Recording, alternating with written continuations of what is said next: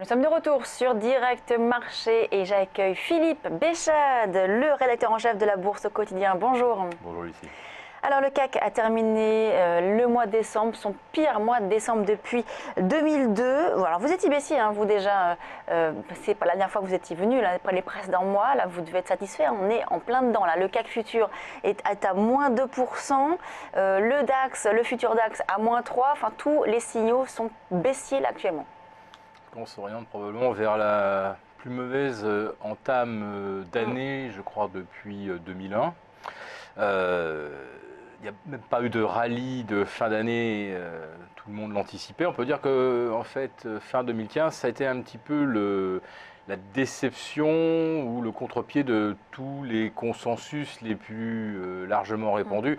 Beaucoup attendaient un rebond, et j'en faisais partie d'ailleurs, du baril de pétrole pour des raisons essentiellement géopolitiques.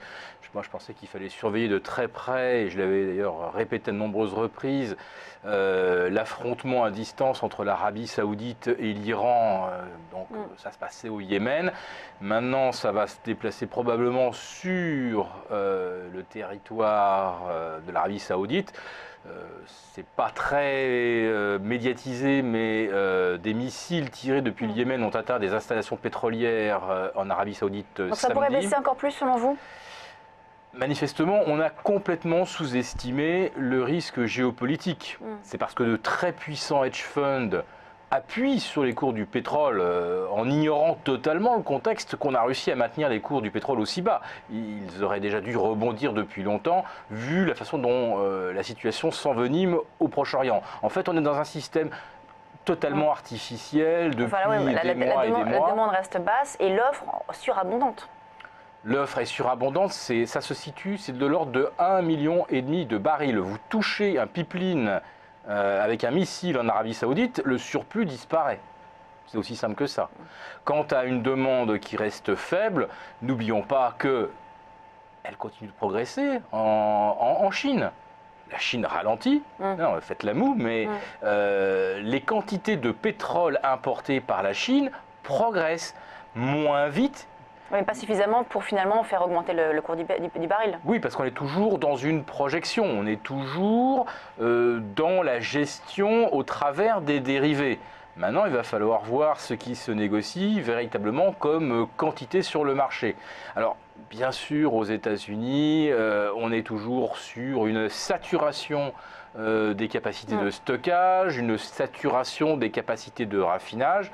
Cette fois-ci, le climat s'en est mêlé, puisque pendant pratiquement tout l'automne, on a eu des températures extrêmement clémentes. Donc le pétrole devrait rester bas, selon vous, savoir même peut-être même encore baisser?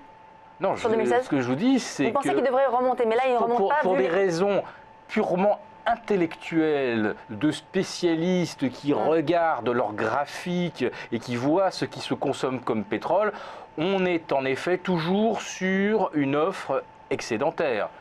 Comme je vous le disais, si un ou deux missiles tirés depuis le Yémen touchent des installations pétrolières en Arabie Saoudite, touchent un terminal pétrolier, les surplus vont disparaître. C'est aussi simple que ça. Donc et ce facteur-là a été totalement ignoré, comme s'il n'existait pas, car rien n'existe. Le pétrole devrait remonter selon vous donc en 2016 ? Là, on est sur des points bas, c'est ça ? Le facteur géopolitique peut entraîner une forte remontée du pétrole, probablement vers 50 ou 55 dollars. Alors 55, ça serait l'idéal parce que là, certains producteurs de shale oil aux États-Unis cesseraient de faire faillite. Tout à fait. Voilà. Alors du côté des marchés actions, en revanche, donc là on commence l'année de façon un petit peu difficile, un peu chaotique avec cette forte chute des marchés asiatiques et là des futurs européens. Vous pensez qu'on va avoir une année baissière? On a eu 4 ans de hausse sur les marchés actions. 2016 pour vous, c'est une année qui devrait être baissière? Ça pourrait même être pire que baissier.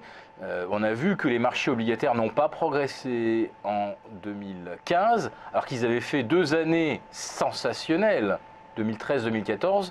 La performance des obligations n'avait rien à envier à celle des actions. On était sur des 25-30% de hausse, totalement artificielle, je vous l'accorde, mais c'était quand même une hausse extrêmement puissante. On considère généralement que les marchés obligataires devancent quelque part l'orientation de l'ensemble des actifs. Alors, 2014, ça a été une année faste, 2015, une année de stagnation. On va voir ce qui va se passer en 2016. En ce qui concerne les actions, le zénith a été atteint au mois de mai 2015, même si on a eu encore jusqu'à fin novembre l'illusion que les sommets étaient de nouveau apportés. D'ailleurs, ils ont été retestés par le S&P et le Nasdaq à 1 ou 2% près. Mais là, quand on regarde graphiquement, on est sur un triple sommet sur le S&P et sur le CAC 40, on va dire qu'on est sur une sorte de double sommet avec un deuxième sommet un petit peu Donc du coup, on devrait poursuivre la baisse là, qui est en train de démarrer, ou au contraire, vous estimez qu'on devrait rester flat sur 2016? Si on regarde les fondamentaux, si on regarde les price earnings, on doit être 30 à 40% en dessous des niveaux actuels. Surtout si on projette la courbe de croissance des bénéfices qui a été nulle à négative aux États-Unis en 2015. Donc il y a des potentiels de rattrapage alors. Et tout dépend de est-ce que les banques centrales vont continuer de faire les prix, d'administrer les prix à la soviétique. Est-ce qu'ils vont être capables de le faire? Qu'ils en aient la volonté, j'en suis absolument certain. Donc vous êtes aussi ou baissier là sur les actions pour 2016? Mais je ne peux pas être haussier avec un marché qui se paye maintenant 25 fois les bénéfices avec le système dans des valuations de Shiller, c'est-à-dire qu'on projette les bénéfices. À 25 fois les bénéfices, on est 30 à 40% au-dessus de la moyenne historique aux États-Unis.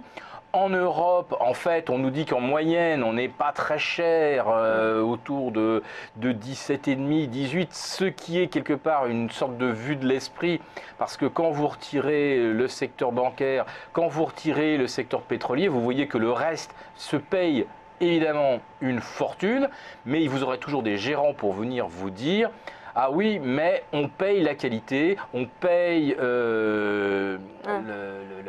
les marges, enfin la capacité de préserver ou d'accroître les marges, sauf que les projections ne sont pas vers une accélération. » Donc il y a du potentiel de rattrapage, mais les fondamentaux ne sont pas bons, donc du coup, ça sera un peu... Qu'est-ce que vous entendez par potentiel de rattrapage? Vous avez dit que les valorisations étaient encore basses. Ah non, je n'ai pas dit que c'était basse. Je dis qu'elles sont déjà extrêmement élevées en Europe, mais inférieures à ce qui se pratique aux États-Unis et ce qui est totalement insensé. Donc dans l'insensé, on est peut-être un peu moins insensé qu'aux États-Unis, sauf que si on étudie bien en détail, les valeurs qui constituent le cœur de la hausse sont à des niveaux de PER tout à fait équivalents à ceux qu'on a aux États-Unis. C'est le secteur bancaire et le secteur pétrolier qui fait qu'aujourd'hui, on a des PER moyens qui paraissent, je dis bien qui paraissent moins élevés, et des PER totalement injustifiables vu les projections de bénéfices que l'on peut avoir sur 2016, 2017, 2018. Donc il n'y a aucun rattrapage, d'aucune sorte. C'est juste une vue de l'esprit de penser qu'on était moins cher, ce qui constitue la justification pour continuer de faire quelque chose du cash, parce qu'on a trop de cash, donc on en fait quelque chose, et ensuite il faut bien venir présenter des arguments qui ont l'allure de la logique ou de la rationalité devant les auditeurs. Mais alors qu'est-ce que vous recommandez vous pour 2016? Est-ce que vous estimez qu'il faut rester justement encore un peu défensif? Au contraire, il y a quand même des opportunités, aller sur les actions quand même, qui ont apporté du rendement en 2015? Et de quel rendement parle-t-on? Il ne cesse, mais oui, mais par rapport à zéro, l'action, même si elle rapporte 0,5, c'est toujours mieux. Mais ça fait 6 ans qu'on nous balance que les actions rapportent plus que les obligations. On commence à le savoir. Donc maintenant, comme tout est relatif. Et en cash, c'est ça ce que vous dites? Aujourd'hui, il n'y a pas d'autre solution quelque part que le cash. Alors dans un premier temps, s'il y a des pics de stress comme on est en train d'en avoir ce matin en Asie, alors vous allez voir effectivement les T-bonds américains progresser. C'est évident, c'est un mécanisme de défense naturel. Et puis à un moment, on se dira, mais au fait, quelle est la situation des États-Unis? Est-ce que leur croissance va rester soutenable? Et dans ce cas, s'il y a moins de croissance aux États-Unis, est-ce que sa dette est solide? Est-ce qu'on est sûr de son coût en achetant des emprunts américains? Les États-Unis d'ailleurs vont devoir faire face à un petit problème, c'est Porto Rico. puisque Porto Rico est, ça y est, en défaut technique, puisque pour rembourser les échéances, on en est à puiser dans les fonds de retraite. Voilà. Et pour Porto Rico, c'est l'Amérique, mais c'est pas l'Amérique. Ouais. Bon. Sauf que les détenteurs de 73 milliards de dettes portoricaines en défaut, là je dis bien qu'on est en défaut, ce sont des fonds de pension américains. Voilà. Alors, fonds de pension américains qui sont quand même, à mon avis, bien pris. Avec Porto Rico, le high yield américain et l'essentiel étant le shale oil, on nous dit qu'il n'y aura pas de contamination, mais je veux bien le croire. Bon. Alors donc, à un moment, est-ce que les États-Unis et est-ce que les T-bonds sont le meilleur refuge possible? Je pose la question. On verra tout ça. Merci Philippe Béchade, responsable, donc rédacteur en chef de la Bourse au quotidien. On vous retrouve tout à l'heure à 9h30 pour le débat de Direct Gestion. Quant à nous, on marque une très courte pause et on se retrouve tout de suite pour un gérant 3 questions.